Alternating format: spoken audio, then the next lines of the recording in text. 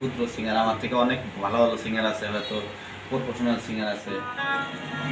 আসসালামু আলাইকুম প্রিয় বন্ধুরা, আজকে আপনাদের সামনে একটা ভিডিও উপস্থাপন করব।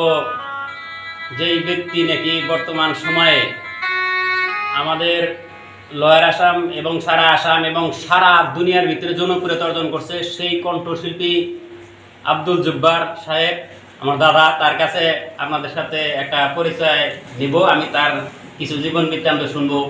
যেই জন্যেই যে একজন অনেক শিল্পী আছে যুগ যুগ ধরে গান গায়ে আসছে, কিন্তু এই আব্দুল জব্বার দাদা অল্প দিনের ভিতরে কিভাবে এত সারা দুনিয়া অর্জন করলো, নাম অর্জন করলো। কারণ আমরা ওনার ভিডিও দেখি তখন কমেন্টে আমরা কমেন্ট করি, এবং কমেন্ট বক্স যখনই কমেন্ট বক্স খোলা হয় তখনই দেখা যায় যে সারা দুনিয়ার কমেন্ট আসে।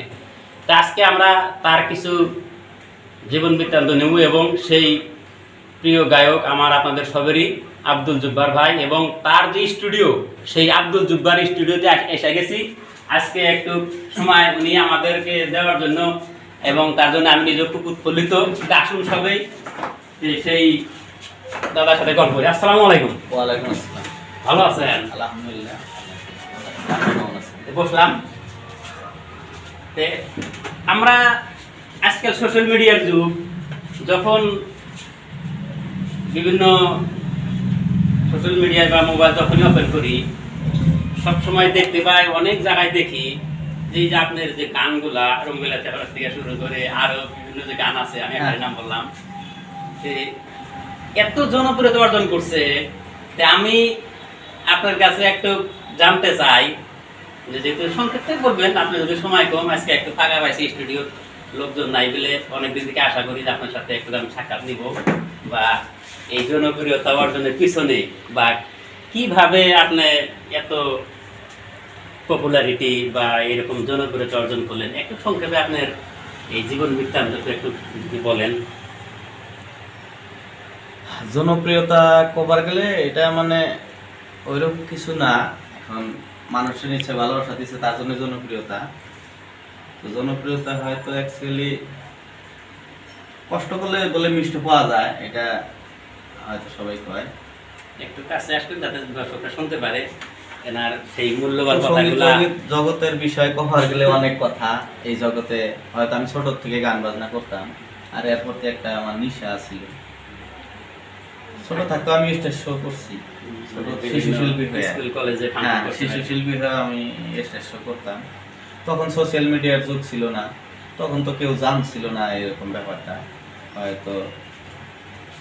তারপরে আমি নিজে করে একটা মানে ইউটিউব চ্যানেল খুললাম। তারপরে আমার চ্যানেলে গান দিতে দিতে তো মানুষের ভালো লাগছে, তার জন্য মানে মানুষ আপনি ভালোবাসা দিছে, অনেক ভালোবাসা সেজন্য দিছে। আপনি দর্শকের প্রতি নিশ্চয় আপনার ভালোবাসা আছে। নিশ্চয় ভালোবাসা আছে। এত আমার মতো একজন ক্ষুদ্র সিঙ্গার, আমার থেকে অনেক ভালো ভালো সিঙ্গার আছে, হয়তো প্রফেশনাল সিঙ্গার আছে, তাদের থেকেও যে আমাকে এত ভালোবাসা দিছে, আমি তার জন্য নিজেই মানে উৎফুল্লিত, হয়তো গৌরবান্বিত অনুভব করি। দর্শকদের প্রতি একটা বিশাল বড় একটা মনোভাব আছে। আর দর্শকের আমি মানে কি দিয়ে বুঝাবো, এত ভালোবাসা দিছে যে তার জন্য ধন্যবাদ। তাদের প্রতি আপনার খুব একটা গভীর সমবেদনা বা মানে ভালোবাসা। যদি স্টুডিও মাঝে সময় হয়তো যদি এখান দিয়ে যায়, স্টুডিওতে অনেক সময় দেখি যে বিভিন্ন গানের ট্রায়াল চলে। গান যখন যেই শুনে, আমরা ট্রায়াল শুনে হাইটা গেছি, আমার একটা যোগ আসা যায়। আমরা যে নিজে একটা ইউটিউব করি গরিব ক্ষুদ্র হিসাবে, তো এই যে গানের সময় যে একটা মানে ট্রেন্ডিং একটা মডেল যে আসে, আপনি যখন একলা শুনেন তখন কি সেই ট্রেন্ডিং মডেলটা কি আসে? এরকম আসে কত সময় এসে যায়, নিজের গানে নিজে এসে যায়। যাই হোক, প্রিয় দর্শক সবাইকে আবার একবার অভিনন্দন জানাচ্ছি যে এই লোকটা যে আমাদের মতো সাধারণ মানুষকে যে সময় দিয়ে তার একটু মূল্যবান কথা শুনলাম। আপনারা সবাই দোয়া করবেন। আর এনার যে ভাষা, যে মাধুর্য ভাষায় পেলাম আমি একজন সাধারণ মানুষ হিসাবে, যে দর্শকদের প্রতি আরো সাগর সমতুল্য ভালোবাসা আছে। আপনারা আরো বেশি বেশি করে ভালোবাসা দিবেন ইনশাআল্লাহ। এর সাথে আমি খুদ ঘোরাঘুরি ভিডিওর হিসেবে আমাকে একদম যাতে চ্যানেলটা দেখবেন আপনারা। এটা আমার বন্ধু, নিশ্চয় বন্ধু, আসলে তো বন্ধু, আমরা একলগে করতাম।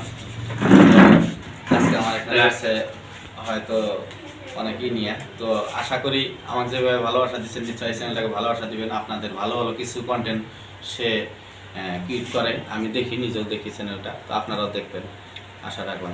সবাই ভালো থাকেন, আল্লাহ হাফেজ। খোদা হাফেজ।